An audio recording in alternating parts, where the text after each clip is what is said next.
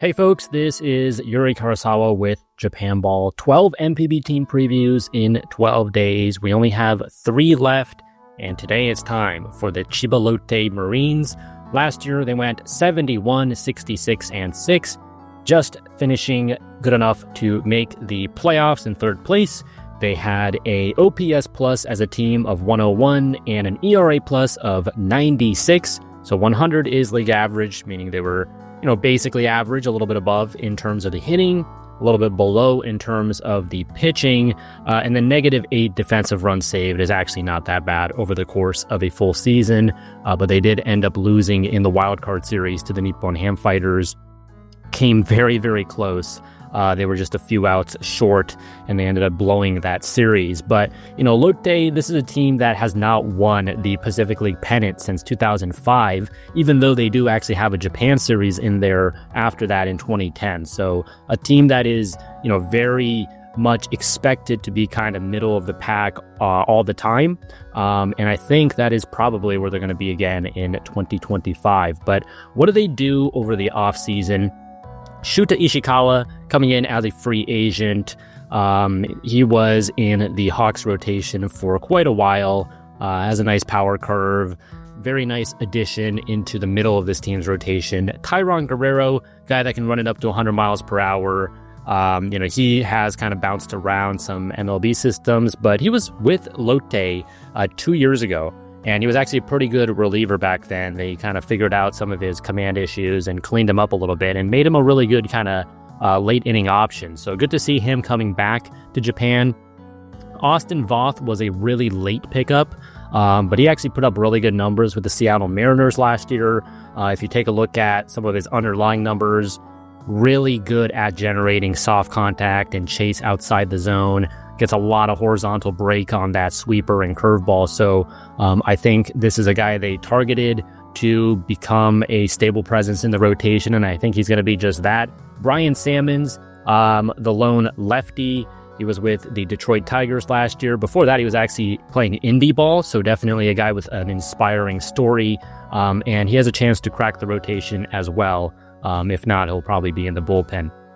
Subtractions, obviously Roki Sasaki. They posted him before he was 25 years old, so they didn't even really get much money for him. So this is kind of a, lose-lose for them in terms of they didn't gain much financially, and they lose the ace of their team as he signed with the Los Angeles Dodgers. Jimmy Cordero, he didn't end up doing much. He was in the bullpen a little bit. He's going to Mexico. Dallas Keuchel joined midway through the year. He doesn't have a team anymore, so I imagine he's probably going to retire soon. But, it was cool to see a former Cy Young winner pitching in Japan. CC Mercedes, he played in NPB for quite a while with Yomiuri and Lotte. He's now in the CPBL. Seiya Inoue, really popular first baseman for this team, has retired. And then Taiga Hirasawa, a former top prospect, didn't really work out with them. He's going to Seibu in the active player draft. What do they do in the 2024 amateur draft? Well, they won the lottery for Misho Nishikawa. Misho Nishikawa, coming out of Aoyama Gakuin University, one of the top hitting prospects of last year's class. He was the MVP of Haarlem Baseball Week in the Netherlands last summer, playing for the collegiate team. So definitely a lot of upside there in terms of both offense and his defense in the outfield.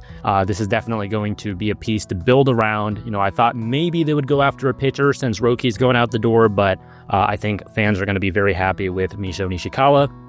Second round, Ryusei Miyazaki, also interesting. He could be on the top team this year coming out of corporate ball. He is an infielder that is a little bit older, so should be able to provide depth right away. 2024 hitting leaders. This is a team that has been quite reliant on their foreign imports. Neftali Soto and Gregory Polanco, you see, with 21 and 23 homers respectively. The next best on the team was Hiromi Oka with 7. So it's not really, a good thing to have like 2 Asian foreigners as your 2 best kind of power bats. But I think with Polanco still being on the younger end of 30, he still has a few years left in the tank. Soto, I think he is going to have a tough time keeping up this production, but he loves playing in Japan, and he definitely has the drive to keep going. So hopefully they still can give them 20 homers each this year. Hiromi Oka at one point was no more than like a journeyman fourth outfielder, but having a huge breakout over these past few years. And 2024 was his best season yet, an 807 OPS, which is a 145 OPS plus. Did end up missing some time towards the end of the year, but really good ratios, 28 doubles, 11 steals, solid defense in the outfield. This guy did a little bit of everything, and a huge spark plug for them.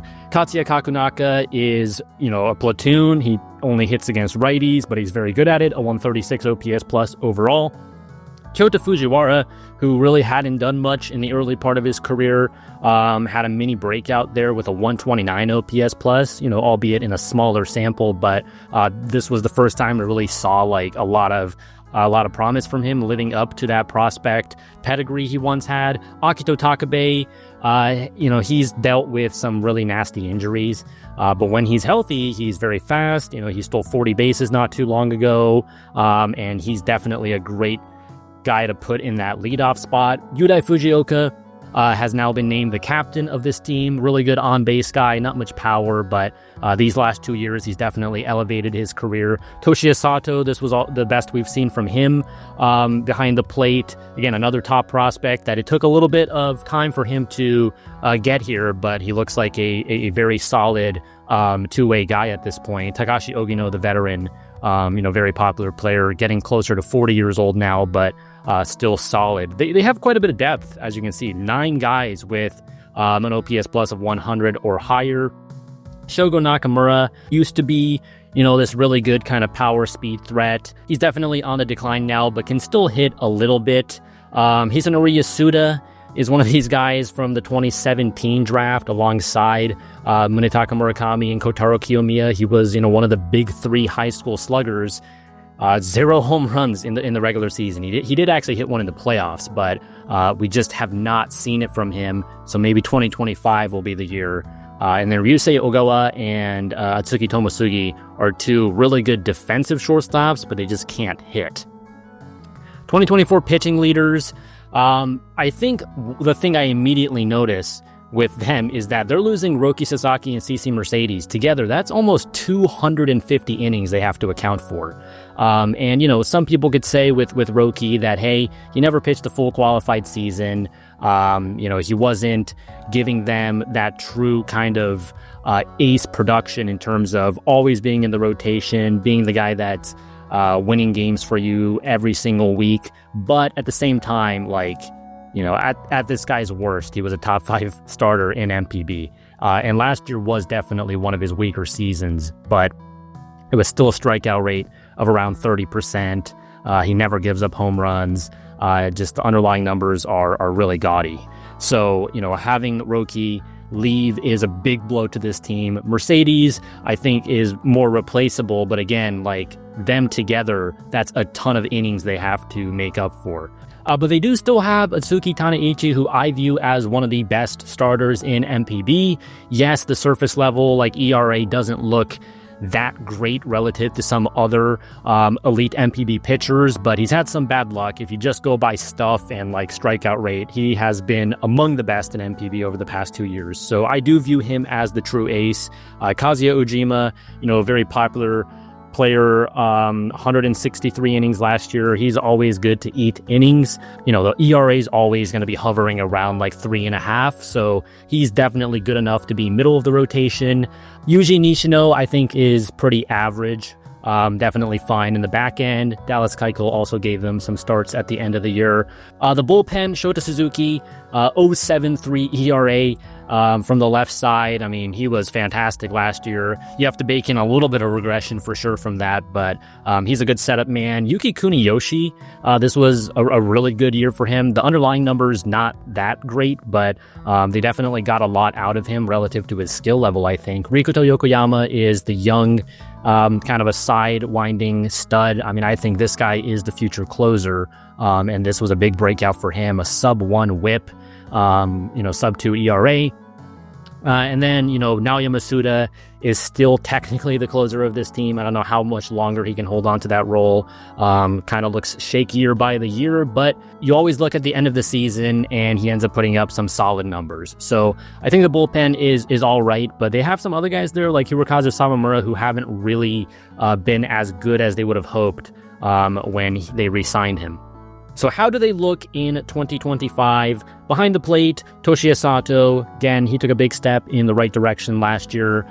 If he can be even better this year, then, he's already on his way to establishing himself as one of the better catchers in the league. Backup can be between Terachi, who's the young guy, and then Tamada, who's the veteran. Corner infield, Neftali Soto and Hisanori Yasuda. You also have a guy like Kyuta Ueda, who was their first round pick from 2 years ago, could be the third baseman.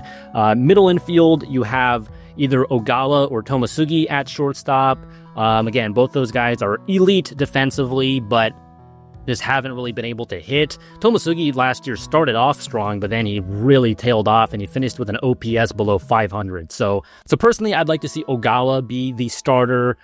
He gives you some quality kind of at-bats at the very least in terms of fighting at the plate, and he's very fast, so if he puts the ball in play, then he has a chance to beat it out and then wreak havoc on the bases. But yeah, this is not a strength for them by any means. Second base, Fujioka is not great defensively, but again, in terms of getting on base at a high clip, he is a good kind of table setter at the top of the lineup. They also have Shogo Nakamura there, who can slide into second base or third base should there be an injury. Outfield, they have quite a bit of depth, but I don't think it's really quite cemented. I would say Oka and Nishikawa in the corners. Whether one is in left, one is in right, doesn't really matter as long as they're both starting. When I'm recording this, Nishikawa has very good spring training numbers, so I think he's going to be in the Rookie of the Year conversation for sure. And Oka, maybe he regresses from where he was in 2024, but still, this guy did excellent last year. He was their best hitter overall, so you got to have him.